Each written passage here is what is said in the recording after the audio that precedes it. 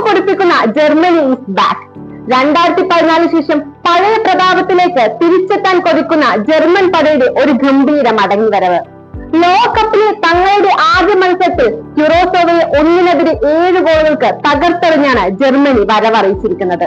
7-1 എന്ന സ്കോർ ചിലർക്കൊക്കെ ട്രോമ സമ്മാനിക്കുമെങ്കിലും ക്യൂറോസോവ എന്ന കുഞ്ഞൻ രാജ്യത്തെ സംബന്ധിച്ച് ജർമ്മനിയെ പോലൊരു വൻമരത്തോട് പൊരുതാൻ കഴിഞ്ഞത് ചെറിയ കാര്യമല്ല.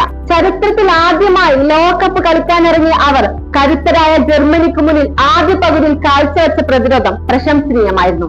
മത്സരത്തിന്റെ ആദ്യ മിനിറ്റ് മുതൽ ജർമ്മനിയുടെ ആക്രമണ പരമ്പരകളാണ് മൈതാനത്ത് കണ്ടത്. 6-ാം മിനിറ്റിൽ തന്നെ അവർ ലീഡെടുത്തു. ഫ്ലോറിയൻ വേറ്റ്സിന്റെ മനോഹരമായ വൺ ടച്ച് പാസിൽ നിന്നും പന്ത് സ്വീകരിച്ച ഹെലിക്സ് മേച്ച ക്യൂറോസാവ പ്രതിരോധത്തെ കാഴ്ചക്കാരാക്കി പന്ത് ഗോൾ വലയിലാക്കി. ജർമ്മനിയുടെ ഗോൾ മഴ പ്രതീക്ഷിച്ചിരുന്ന ആരാധകരെ ഞെട്ടിച്ചുകൊണ്ട് 21-ാം മിനിറ്റിൽ കളി മാറി മറിഞ്ഞു.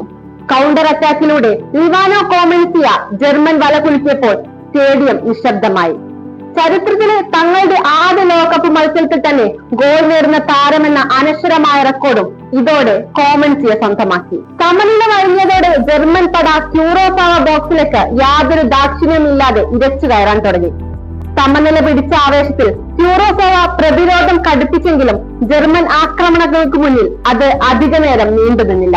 38-ാം മിനിറ്റിൽ കോർണറിൽ നിന്ന് ഉയർന്നു വന്ന പന്തിനെ നീക്കോ സ്ലോട്ടർബെക്ക് കൃത്യമായൊരു ഹെഡറിലൂടെ വലയിലാക്കി ജർമ്മനിക്ക് വീണ്ടും ലീഡ് സമ്മാനിച്ചു.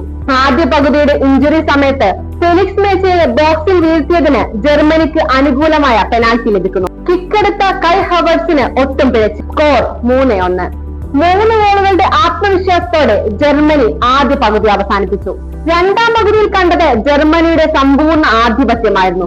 ക്യൂറോസോവയുടെ പ്രതിരോധ കോട്ടകൾ പൂർണ്ണമായും തകർന്നു.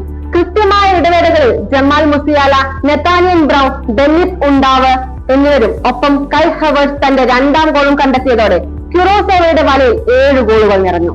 നെഗ്ലസ്മാന്റെ കീഴിൽ നഷ്ടപ്പെട്ട സിംഹാസനം തിരിച്ചുപിടിക്കാൻ ഉറച്ചു തന്നെയാണ് ജർമ്മൻ പട ഇറങ്ങിയിരിക്കുന്നത്. ഈ തുടക്കം വരാനിരിക്കുന്ന വലിയ പോരാട്ടങ്ങൾക്കുള്ള വ്യക്തമായ മുന്നറിയിപ്പാണ്.